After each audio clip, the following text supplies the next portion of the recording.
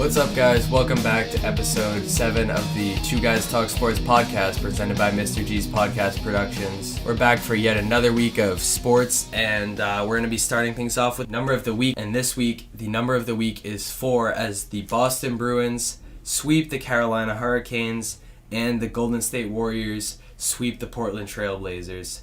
Series wasn't completely shocked with the result, but both those teams move on to their respective championships. Yeah, it's kind of cool to see the two sweeps in the two different sports. The Bruins obviously made their easy way to the Stanley Cup final, while the Sharks and the Blues were battling a 6-game series in the West. And then similar to the NBA, the Warriors made light work of the Trailblazers, and then on the other side of things, the Toronto Raptors and the Giannis Antetokounmpos, the Toronto Raptors, and the Milwaukee Bucks are dishing it out in what could be a 6 or 7 game series as well.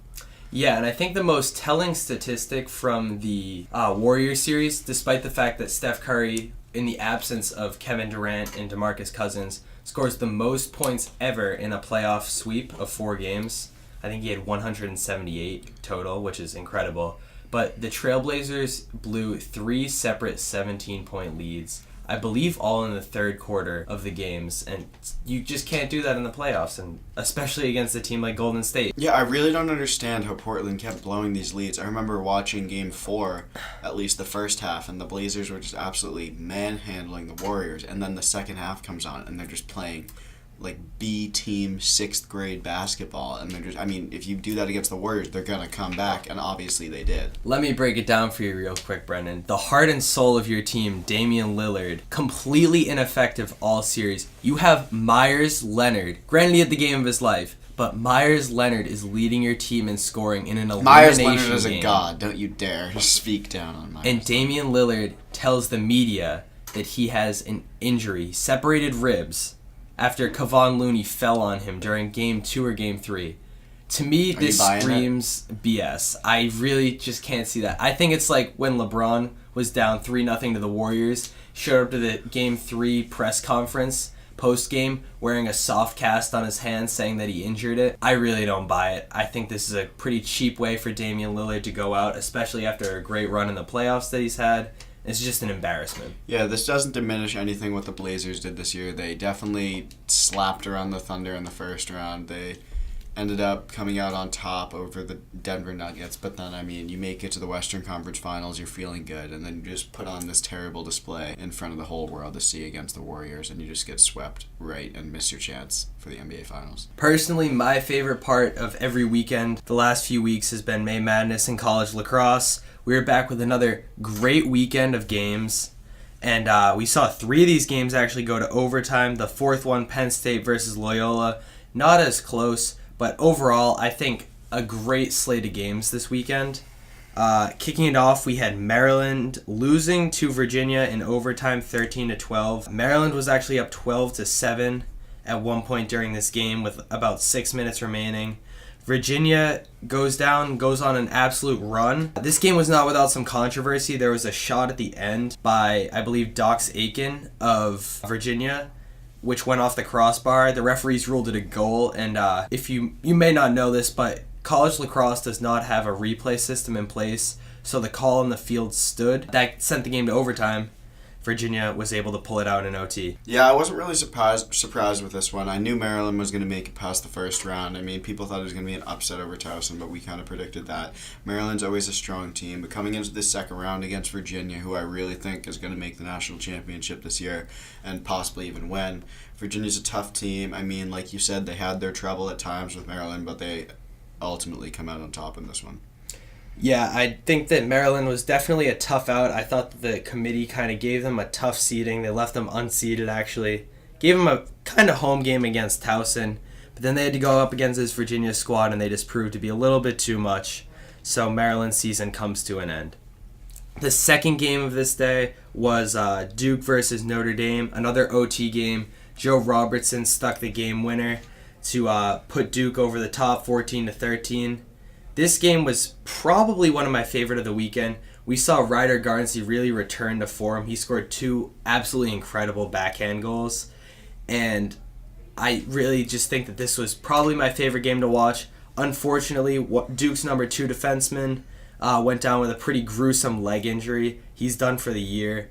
So that kind of put a damper on what was otherwise what I thought to be a really fantastic game. Yeah, another overtime thriller. Duke, Notre Dame, super exciting game. Like you said, Ryder Gonzi found his stride. He's on the come up again, even after missing all year. But Duke came out on top, lost a defender, like you said. So we'll see how that fares going into the next round.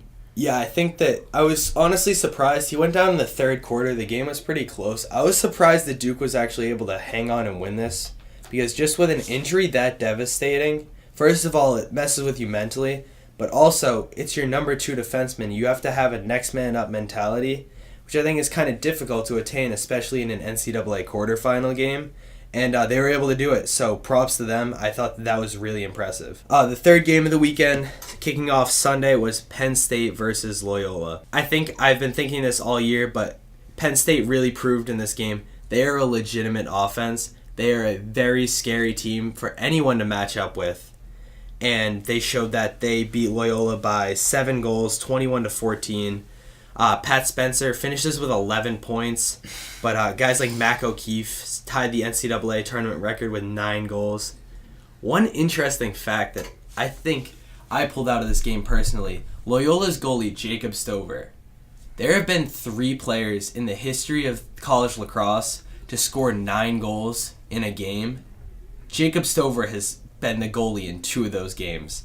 Mac O'Keefe this weekend, and 2 years ago in the national semifinal, Chris Cloutier of North Carolina also scored 9. Not necessarily the best look for Stover, but I think he's a pretty quality goalie.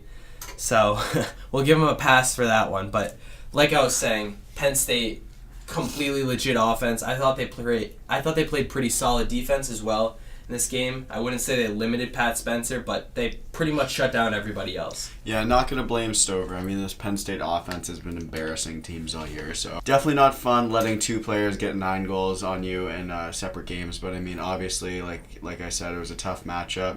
Loyola didn't think they were probably going to win this game going into the best seed in college lacrosse, and they didn't, but they gave them a nice fight, and Penn State punched their ticket to the Final Four. Yeah, I think Penn State's definitely the favorite for most college lacrosse fans. But like we talked about in an earlier podcast, a lot of these teams are lacking playoff experience. Besides, I would argue Duke is a team that's usually there pretty frequently. And now Yale, coming off last year where they also made the NCAA championship and won it over Duke. I think that those are 2 teams that you're really seeing experience versus kind of the new age, talented teams who like to run a more fast-paced offense. So I think that that's going to be really interesting to see in the 2 semifinal matchups. The 4th team in the NCAA semifinals who will be taking on Penn State is actually the one team that beat them this year, Yale. And I mentioned this when I was talking about my bracket earlier in the season and in the podcast. Penn beat Yale twice this year. I couldn't see it happening a third time, and it actually didn't happen a third time as Yale was able to pull out a 19-18 victory in overtime. T.D. Erlin was pretty light. He was pretty lights out in the first quarter. Penn was actually able to kind of counter him a little bit, reel it back in, and Jack Ty for Yale ends up sticking the game winner. Not going to lie, this was my favorite game of the weekend. I mean, you can't not love a 19-18 game, especially between these 2 rival teams. And like you said, Penn gave Yale trouble during the season, but you predicted, I think I agreed with you, they weren't going to lose a third time, especially on the big stage like that with the Final Four on the line. So now we see Yale back in championship weekend. Yeah, and I think that a lot of people actually predicted Yale to win this game by a couple more goals. I'm looking at a Inside Lacrosse computer prediction right now, which predicted the game to be 20-13 Yale. I think Penn went on a really good run, and they hadn't lost since their 3rd game of the season. They started 0-3, went on a 12-game win streak, and sad to see their season end. I think Penn was one of the more fun teams to watch, but this is college lacrosse. Everyone's season ends at some point, and it's Yale moving on to face Penn State in the national semifinal next weekend. With us to talk a little more about May Madness, we have lacrosse players Griffin, Vetrano, and Joe Daley. How's it going, guys? I'm good. I'm doing great. Okay, so Joe, I'll start with you. What was your favorite game from the weekend, and what do you like to see, and who do you have next week? I like the Notre Dame game, although I am a Notre Dame fan. It was a tough loss, but very back and forth game. Okay, Griffin, what was your favorite matchup from the weekend? I also enjoyed that game. Very tight game throughout the whole game, and great win by Duke. Yeah, I thought That that goalie Duke blows. played well. Okay, so looking forward to this weekend, we have Duke versus Virginia. Who do you guys have winning that game, and if you can go into why a little bit? I feel like Duke could win. They're just historically a good team, and the coach, they obviously have the coaching advantage, so I feel like they'll play out. Yeah, I agree with Griffin. I think Duke will win. They have a very dominant defense. It does depend what offense Duke comes with, but it's the same with Virginia. It's kind of a little shaky. Yeah, so Oliver and I actually have opposite picks. I think each of us took Virginia for that game a while back. But, obviously, like you guys said, Duke's a strong team historically. They've been to the Final Four before. They're here again, so it wouldn't surprise me to see them upset Virginia. I still like Virginia. I still do like Virginia. What do you guys think about the Penn State versus Yale game? Penn State's just going to run them out of the stadium. I mean, it's not even going to be a game. Yeah, it's Really? good. This is a joke. Like, Penn State Just has. Penn State to the finals already. You Yeah. guys do know Penn State's only loss of the year was to Yale, though, right? Yeah, their offense is so explosive. Let's It is be real. explosive. What do you think that Penn State can do differently this time around to avoid losing to Yale? Win. Score more goals. That's They gotta play. They gotta play some lockdown defense. I think whoever scores more goals is going to win this matchup. I agree. That's a good point. Both Sometimes. these teams have a lot of firepower. Had some high-scoring games last week. But yeah, I think that the face-offs are definitely going to be another big part of the game. Yeah, Griffin, you're a face-off guy. What do you think about TD Ireland? What do you think about his importance for this matchup? He's got to win the majority for his team to win. Yeah, I think he's been able to do that for the most part this year. We'll see if he continues doing it against Penn State after stumbling a little bit against Penn. All right, we're going to roll into the NHL playoffs a little bit. We already brought up the Bruins sweeping the Carolina Hurricanes. Do you boys have anything to talk about on that? They're gonna sweep this team too. They suck. Like, Okay. straight up.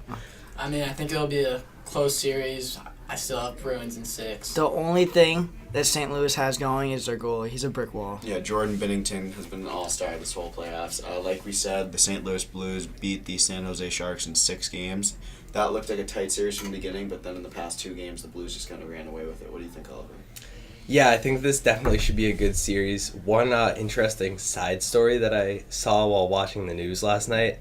Apparently there's some woman in Boston who has a tumor in her pancreas. She's delaying surgery until after the Stanley Cup. I'm not sure Wow. that's maybe That's the a best hard idea thought. medically, but see if the Bruins can win her Stanley Cup, make it worth it. Whoa. Moving on to the NBA playoffs, like we said already, the Warriors swept the Trailblazers in 4 games. The Trailblazers were blowing their leads. What do you guys think about the Toronto Raptors and the Milwaukee Bucks series? I think the Bucks will pull it out. They just have better depth, better star player. Although they have lost 2 games, they lost 2 games already. I do think they'll pull it out. Like, they just have the Greek freak. He's unreal. Yeah, the MVP, Nobody can stop him. the MVP most likely for this season. All right, well, thank you guys, Joe and Griffin. It was a pleasure to have you guys on the Thanks podcast. for coming on, guys. You guys Very gave us a welcome. nice insight, and we'll see you soon. Well, what we haven't gotten a chance to talk about yet was the New Orleans Pelicans receiving the first overall lottery pick from the NBA. Oliver, what are your thoughts on this? I think that this is going to be a really interesting summer now, even more so than before, specifically centered around the Anthony Davis sweepstakes. I think this guy's an idiot. I think he should have forced a trade a long time ago. He hasn't really seemed to be playing his cards right, and now the NBA deals him a death sentence, essentially, by giving New Orleans the number 1 overall pick. So Zion. Because basically what he's been saying all along is that he doesn't think that this is a team that's built to win in the playoffs, built to get him a ring that he wants. He wants to win.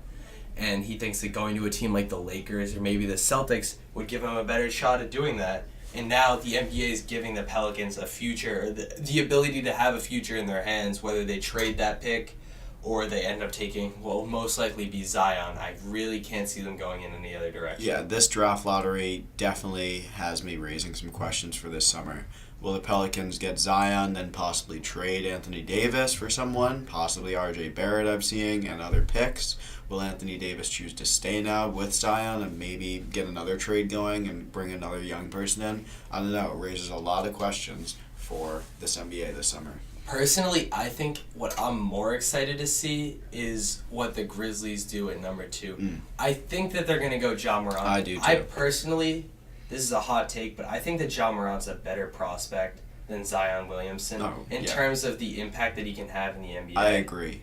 I think that Zion really stood out in college mostly due to his athleticism, but you've seen guys, another really athletic guy who Zion in a way reminds me of is Miles Bridges. And you saw him have, little to no impact this year. I think that Zion really hasn't developed that shooting stroke yet, where I think Ja Morant has that a little bit more, and I would also argue more playmaking ability, that I think that he's going to make a bigger impact. I think that if they can pair him with Jaren Jackson and maybe trade Mike Conley and get a couple of young guys back, they're going to have one of the more talented young cores in the NBA, and I can look at them being a team kind of more on the path of the Sacramento Kings possibly, in terms of kind of on the up and up as opposed to kind of declining as like a Chicago Bulls team would be. Yeah, you know me. I know a lot both about Miles Bridges and Jaren Jackson Jr. I'm a Michigan State fan. Miles Bridges, Jaren, basically at different seasons. Jaren came away with all-rookie first team. Now he might be getting Ja Morant, a nice point guard, a young point guard to replace Mike Conley. They have a strong center in Joseph Valanciunas that they traded for Marc Gasol earlier in the season.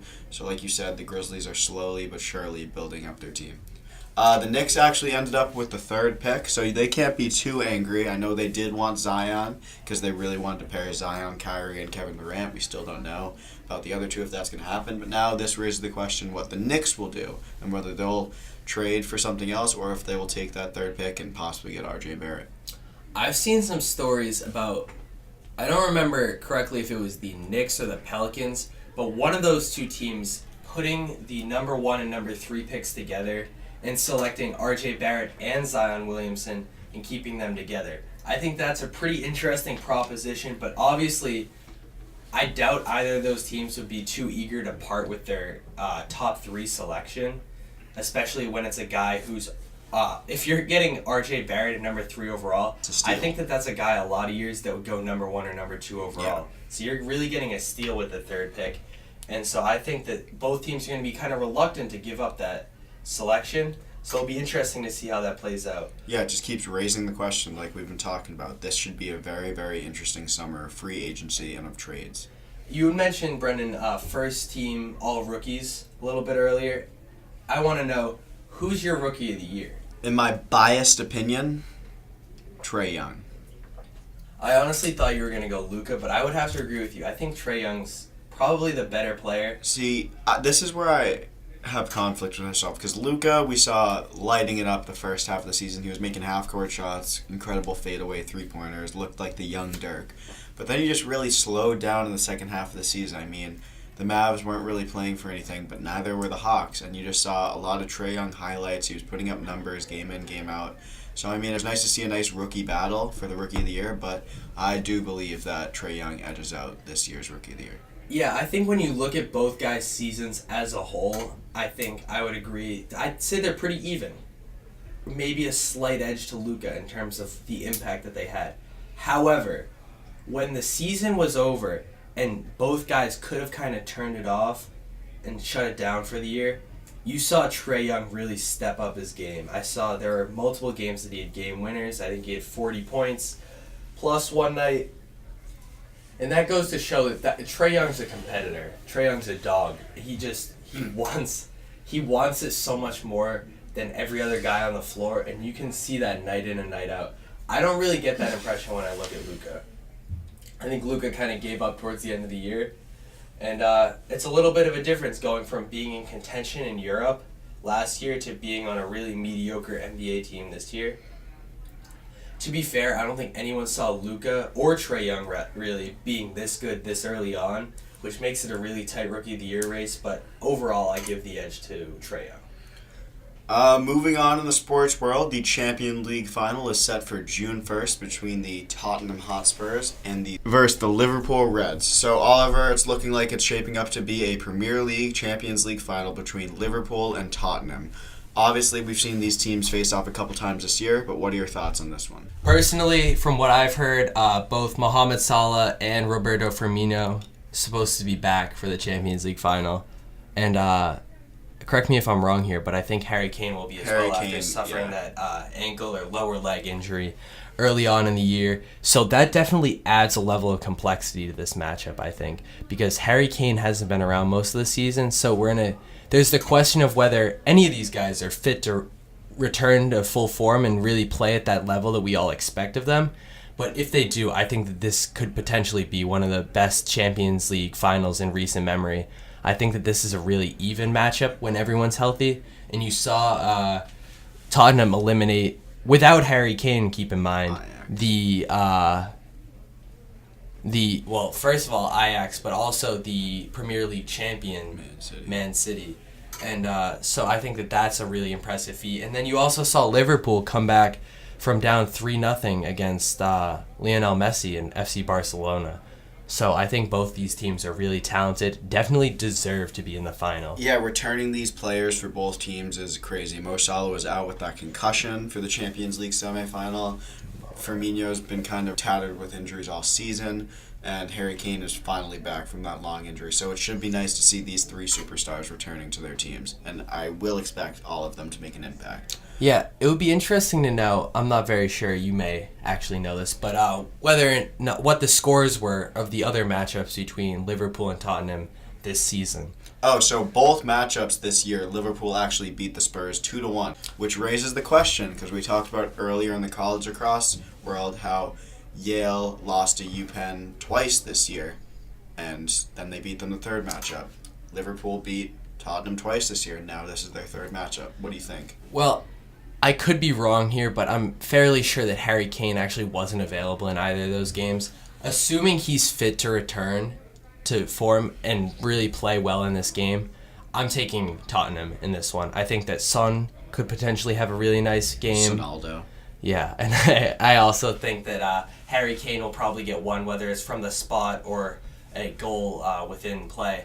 But I think that this is going to be a really memorable Champions League final, and I'm really excited to see it. Yeah, it's going to be interesting to see if Liverpool can avenge their loss from last season, losing 3-1 to Real Madrid in the Champions League final. They'll be playing this game at the Atletico Madrid Stadium in Spain, so it should be interesting to see these two British teams facing off in Spain. In other Atletico Madrid news, Antoine Griezmann will most likely, or is confirmed to be transferring from the club over the summer. He's most likely going to join FC Barcelona. One interesting fact about this is he initially tried to create another documentary-style set of videos in which he would announce his decision at the end, much like he did, I believe, last year or 2 years ago. Atletico Madrid said, yeah, you're not going to do that, and basically forced him to admit that he would be transferring from the club. Essentially ruining a pretty lucrative set of videos that he was going to make. Yeah, tough look for Antoine Griezmann. I mean, one of my favorite players, but, I mean, Barcelona's just got to stop. I mean, just relax. You don't need every single player in the world that's, like, nasty on your team. I mean, obviously they're going to have to give up someone. I've heard talks of possibly Dembele or even Coutinho leaving just to fill that spot. But, I mean, Antoine Griezmann is being added to a team of Messi, Suarez, Vidal, Piqué. Personally, I think they should get rid of Suarez. I haven't really been impressed by him the last couple of years, but me neither. You could bring in Griezmann. I think that the one thing that Barcelona seems to kind of be missing is that they don't really have any chemistry or any camaraderie tying them together. Because it's all just a bunch of individual superstars from around the world that have their own style. Well, even if you look at a team like Real Madrid in the last couple of years when they won their Champions Leagues, they were a bunch of star players, really talented guys from many different places all over the globe. But at the same time, they were so much more of a team and so much more together. You look at Barcelona's already bringing in Frankie de Jong, I believe is how you pronounce it. And he's coming from Ajax, and Ajax is another team, great chemistry. Maybe not the best players in the world, but they all play together. They play well off of one another. And I think that's really what Barcelona's missing. I don't know if Griezmann's necessarily the solution for them. Yeah, I mean, I'm happy for Griezmann. I mean, I definitely enjoyed watching him at Atletico, but really staying in La Liga, just kind of a slap to the face to the Atletico fans moving to the back-to-back La Liga champions. I mean, Barcelona's ridiculous. They own La Liga, and they're just adding another prolific player. Yeah, I think that it's kind of a shame in a sense that Griezmann is leaving. I would love to see some of these French guys go back and play for different Ligue 1 teams. Yeah, I know. Not Paris Saint-Germain, but other Ligue 1 teams. It would be interesting to see a real French league and not just PSG pounding on everyone. I think that these teams most likely can afford to pay them, and I think that that would kind of create some parity. Bring AS Monaco back. I want Griezmann and Mbappe teaming up in Monaco to take on PSG. I don't care. You do know that Mbappe was in Monaco. Yeah, I know. I want him to come back. All right, well, that's all the time we have for this episode 7 of the Two Guys Talk Sports podcast presented by Mr. G's Podcast Productions. I'm Brendan Hynes alongside with Oliver Canning, and we will see you next episode. Thank you for listening.